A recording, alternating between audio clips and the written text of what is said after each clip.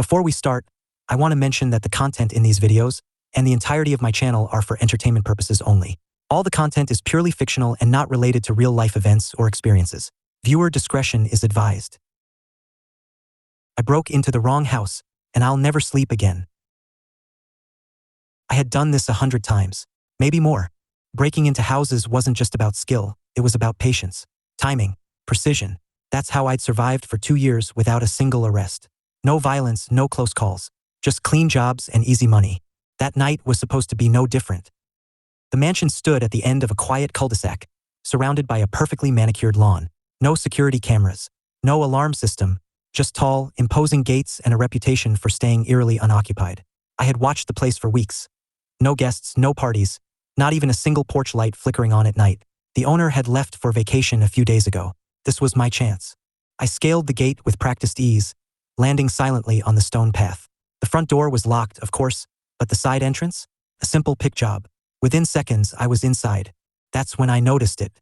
The air in the house was wrong. It wasn't just still. It was suffocatingly silent, as if the walls themselves were holding their breath.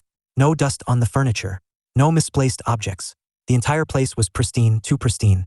I pushed the unease aside. A rich guy with a cleaning service. Nothing weird about that. I moved quickly, checking the usual spots. Drawers, cabinets, jewelry boxes, expensive watches, designer handbags, even stacks of cash left in an office drawer. Whoever lived here wasn't careful with their wealth. But as I pocketed a handful of valuables, I couldn't shake the feeling that something was watching me. Not from the outside, not from a camera, just watching. And then I opened the bedroom drawer. The moment I slid the drawer open, my stomach twisted. Inside, nestled among neatly folded ties and cufflinks, was a collection of jewelry, bracelets, rings, necklaces. At first, I thought I'd hit the jackpot. But then my eyes landed on a specific piece. A gold pendant. Small, delicate. I had seen it before. Held it before. 1 year ago, I had broken into a house across town. A simple job, nothing unusual, except that a week later, I saw that same house on the news. The owner had been murdered. No signs of forced entry. No suspects. And now, here was that pendant, sitting in the drawer of a man who lived alone. My breath came faster. My mind raced through possibilities. Did he buy it? Steal it? Or was he the one who killed that homeowner? I took a step back, my pulse hammering in my ears. Then, out of the corner of my eye, I noticed something else. The hallway closet door, barely cracked open, almost unnoticeable, had a key still in the lock. It wasn't like the others.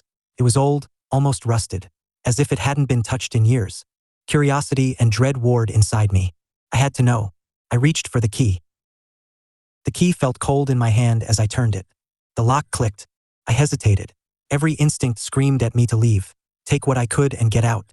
But something deeper, curiosity, maybe stupidity, pushed me forward. I pulled the door open. Instead of a closet, I found a narrow staircase leading down into darkness. The air changed instantly, colder, heavier, thick with a scent I couldn't place. My fingers grazed the wall until I found a switch. The dim light flickered to life, and I wished it hadn't. The room below wasn't part of the mansion's design. The walls were different, raw concrete, stained and uneven. Against one wall stood a long metal table, its surface covered in objects I didn't want to recognize. Scalpels, needles, saws, neatly arranged, cleaned, sharpened. But it was what hung on the opposite wall that made my knees go weak. A collection. Not paintings, not trophies, personal belongings. Watches, wallets, earrings. Souvenirs from people who would never come back for them. Some were in plastic bags, labeled with names and dates. I scanned the tags, my eyes jumping from one to another, until I saw a familiar name. The murdered homeowner from a year ago. And then another, and another. Names I didn't recognize, but dates stretching back years. My body locked up. This wasn't just a rich man with a sick hobby. This was a serial killer's hunting ground. I turned back toward the stairs, my pulse hammering so hard I could barely hear my own breath. But as I moved, something shifted in my vision. The air itself felt distorted. The walls, they weren't straight. The room felt like it was tilting, stretching, breathing. My legs gave out. My head spun. Something was very, very wrong. My vision blurred. The walls rippled like waves on water. I tried to stand, but my legs refused to cooperate. My hands trembled as I clutched my head, my skin burning hot, then freezing cold. My heartbeat pounded in my ears like a distant drum. I was losing control. The air felt thick, suffocating, like I was drowning in something invisible. I blinked rapidly, forcing my eyes to focus, but the room around me twisted. The trophies on the walls shifted, turning into staring, hollow faces. The metal tools on the table seemed to pulse, as if alive. Then a whisper. Low, right against my ear. You shouldn't be here. I whipped around, my breath catching in my throat. No one. Then another whisper, this time behind me. He's watching. My pulse skyrocketed. My own breath felt like it was betraying me. Shaky. Ragged. I pressed my palms against my temples, squeezing my eyes shut. This isn't real. This isn't real. But when I opened them again, the walls were dripping red. Blood. It oozed down in thick, slow streaks, pooling onto the floor. The stench of iron filled my nose, and my stomach lurched. My own reflection in the metal tools was distorted. Wrong. My mouth too wide, my eyes hollow pits. I forced myself to move. I stumbled up the stairs, dragging my body with sheer willpower. My limbs felt disconnected, like I was floating outside of myself. My breath came in ragged gasps, my vision fading in and out as shadowy figures flickered at the edges of my sight. I slammed into the hallway wall, gripping onto it like my life depended on it. Get out, get out. The front door, just a few feet away.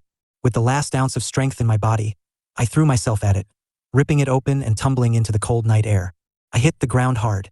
My body convulsed as I coughed, gasping, my lungs burning. The fresh air cleared my head instantly. The hallucinations were gone. I turned back toward the mansion, panting, drenched in sweat. The house stood silent, dark, undisturbed, like nothing had happened. But I knew the truth, and I knew who lived there. I never went back to that life. That night broke something in me, the thrill of stealing, the rush of an easy job. It all vanished. I didn't care about money anymore. I just wanted to forget. But forgetting wasn't an option. Every night, I replayed the moment I found that pendant. The hidden room, the suffocating hallucinations. My mind kept whispering the same horrifying thought. What if he had been home? I got a regular job at a small retail store. Minimum wage, mind-numbing work, but it was honest. Kept me away from breaking into places I didn't belong. I tried to move on, but I never really left that house. Every time I closed my eyes, I was back there, trapped, the walls breathing, the whispers creeping closer. And then one day he walked in. I was at the counter scanning items for a customer when I felt it, that deep, gut-wrenching instinct that told me I was being watched. I looked up, and there he was, the owner of the mansion, the serial killer. He looked normal, clean-cut, well-dressed, friendly. Just another customer. He placed a few items on the counter, nothing unusual. My hands shook as I scanned them. He noticed. With an easy smile, he tilted his head slightly and said, "What's wrong? You look like you've seen a ghost." I forced a laugh, a weak, hollow sound. I handed him his receipt, barely keeping myself from collapsing right there on the floor. He took his bag, nodded, and walked away. No recognition in his eyes. No hint that he knew who I was. But I knew who he was. And I knew that, if I had made one wrong move that night, I wouldn't be here now. I would be another name in that room. Another trophy on his wall.